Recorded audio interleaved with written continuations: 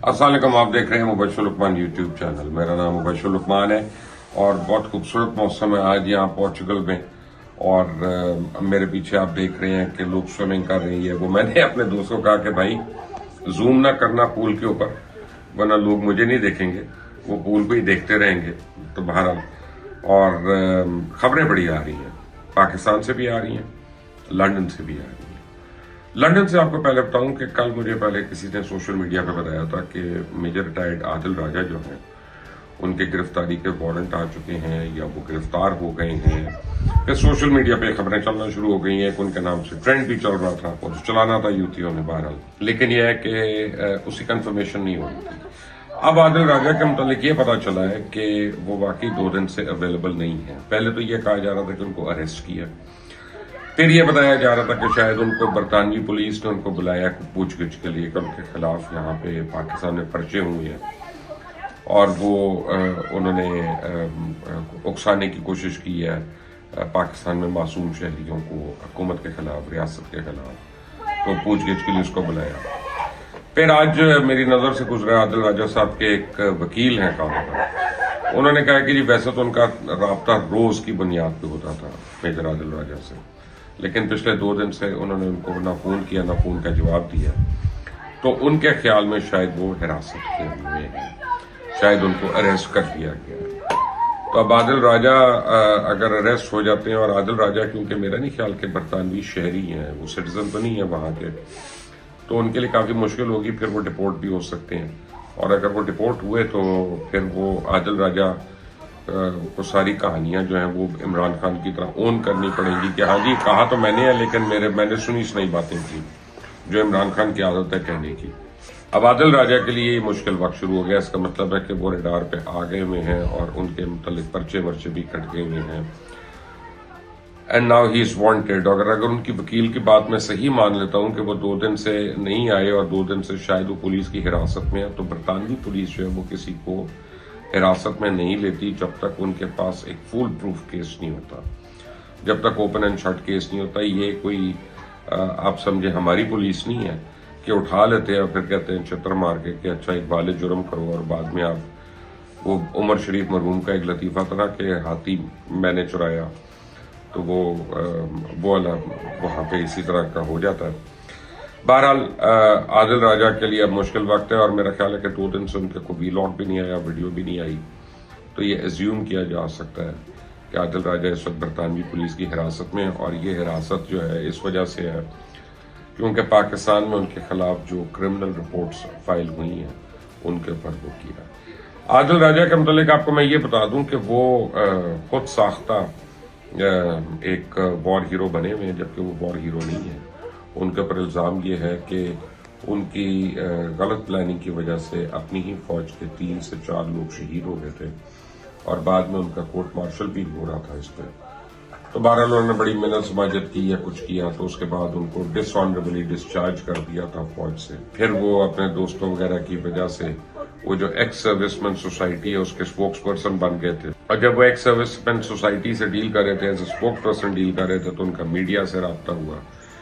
और रब्ता तो रहता था, स्पोक्स पर्सन है, तो फिर उसके बाद उनको समझ आई कि वो मीडिया में कैसे वीलॉग्स वगैरह कर सकते हैं। वो पाकिस्तान से भागे जब एक केस में, फ्रॉड के केस में ही वॉज वांटेड, क्योंकि उनके पर काफी रकम वगैरह हथियाने का भी इल्जाम थे पाकिस्तान में। तो जब वो वहां से भागे हैं तो उसके बाद लंदन में जाके उन्होंने ये करना शुरू कर दिया। फिर रिपोर्ट्स आई कि उनको रॉ ने भी कांटेक्ट किया, उनको पाकिस्तान के और दुश्मन ममालिक के लोगों ने भी उनको कांटेक्ट किया, और उन्होंने अफवाज पाकिस्तान के मुतालिक जो है अलरम पलरम बोलना शुरू कर दिया। आदिल राजा और हैदर मेहदी कनाडा में होते हैं। हैदर मेहदी वहाँ पे एक उबर गाड़ी चलाते हैं, और उनके मुतालिक पता चला है कि उनके ऊपर भी पर्चे हो गए हैं, और उनके लिए पाकिस्तान आना अब मुश्किल होगा। पहले तो वो आ जाते थे हर थोड़े अरसे के बाद, तो अब मुश्किल होगा, क्योंकि जब आएंगे तो एयरपोर्ट पे ही उनको गिरफ्तार कर लिया जाएगा। और FIA को बड़ी क्लियर इंस्ट्रक्शंस हैं कि, और उसमें रिपोर्ट में ये लिखा हुआ है कि उबर चलाने वाला जो है पाकिस्तान की दिफाई मामलात के बारे में क्या अपना लोगों को बता रहा है और बहका रहा है और भड़का रहा है। तो बहरहाल ये दोनों भी हैं, लेकिन इनके साथ साथ एक पर्चा कटा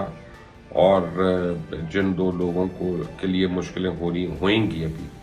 ان میں ایک صابر شاکر اور ایک ڈاکٹر محیط پیرزادہ ہے۔ صابر شاکر جو ہیں ARY کے لیے پہلے کام کرتے تھے، ہم نے ایک ساتھ بڑا کام کیا، صابر ہمارے بڑے دوست بھی سب کچھ، لیکن صابر جو ہیں وہ محبت عمران میں اتنا آگے بڑھ گئے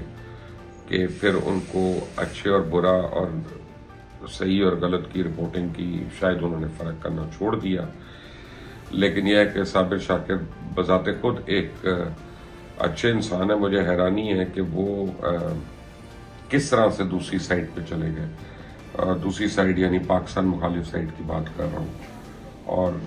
بہرحال چلے گئے وہاں پہ۔ وہ کچھ لوگوں کو عمران خان نے اصل میں وعدہ کیا ہوا تھا کہ میں حکومت میں آ رہا ہوں، تو کچھ کو کہا گیا تھا تمہیں سینٹ کا ٹکٹ دے رہا ہوں، کچھ کو کہا گیا تھا میں تمہیں اسمبلی کا ٹکٹ دے رہا ہوں، کچھ کو یہ وعدے کیے گئے کہ میں تمہیں مشیر بنا رہا ہوں۔ تو کچھ پرانے فوجی بھی جو ہیں وہ اس وجہ سے وہاں پہ عمران خان کی حمایت میں بڑا سامنے آئے تھے، کیونکہ ان کو کسی کو اس نے کہا ہوتا کہ میں تمہیں ڈیفینس کا وہ بنا رہا ہوں، کسی کو کہا ہوتا میں تمہیں یہ بنا رہا ہوں۔ اور وعدے کرنا تو عمران خان کو آتا ہے، وعدے تو وہ پوری قوم سے وعدے کرتا رہتا ہے، کبھی 50 لاکھ گھر کے، کبھی 1 کروڑ نوکریوں کے، کبھی $200 بلین کے، کبھی 10 بلین ٹری سونامی کا، تو کبھی عمران خان سے اگر ویسے کو پوچھے کہ بلین میں زیرو کتنے ہوتے ہیں تو شاید اس کو نہ پتا ہو، لیکن یہ کہ 10 بلین ٹری سونامی جو ہے اس نے وہ بھی بول دیا۔ ڈاکٹر محیط پیرزادہ کا جو مسئلہ ہے وہ ذرا زیادہ مجھے مشکل لگتا ہے، کیونکہ ڈاکٹر محیط پیرزادہ جو ہے ان کے اوپر پاکستان میں بہت پہلے کے کیسز ہوئے ہیں۔ ایک دفعہ ان کو غالباً دبئی میں بھی حراست میں لے لیا گیا تھا وہاں پہ، اور آپ کو وہ واقعہ یاد ہوگا جب محیط پیرزادہ وہاں پہ تھے، ان کے والد ہسپتال میں تھے، اور